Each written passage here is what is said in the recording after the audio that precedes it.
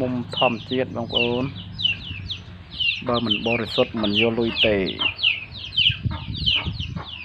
អត់ចេះបងប្អូនសាច់ចេះពេញអាំងបើមិនទេបងប្អូនទុកទឹកដុត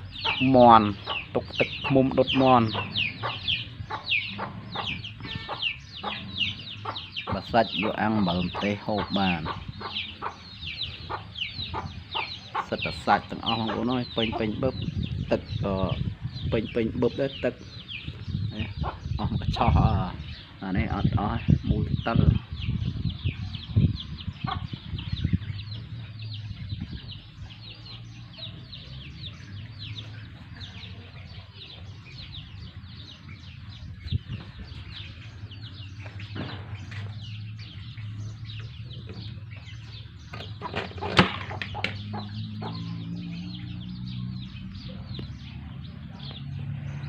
អ្នកអត់មុខរបរចឹងបងប្អូនអើយរស់ស៊ីចិញ្ចឹមគ្រួសារដើរកាត់ភក់កាត់ផុងវេចព្រៃឈ្មោលព្រៃលូនហងក្រាបហងមួយម៉ាន2ថ្ងៃមួយម៉ានប៉ុណ្ណឹងបងប្អូនអើយ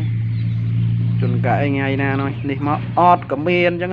ជួនកាលថ្ងៃនេះមកជីវុកចឹង2ជីវុកចឹងថ្ងៃណាហេងចឹង4 5ជីវុកចឹងថ្ងៃណាអត់ចឹង2ថ្ងៃ3ថ្ងៃតើបានមកជីវុកបងប្អូនអើយងាយ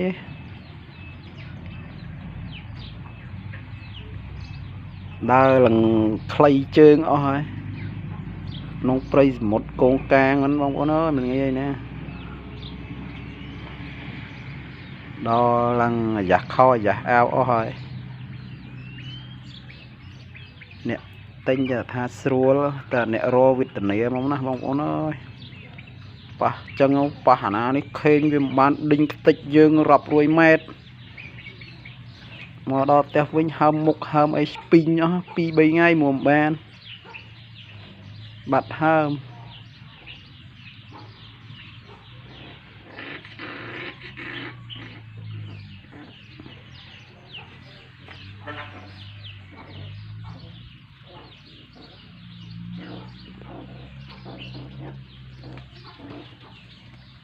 នេះយកទៅលក់ទៀតឲ្យបងប្អូនយកទៅលក់ហើយ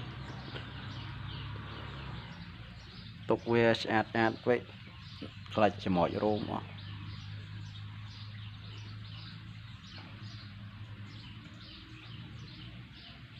បាន80000 2ថ្ងៃចាប់ហើយបងប្អូនខ្លាច់សាំង30000ឯងសាំង2ថ្ងៃដល់បូកគោនោះ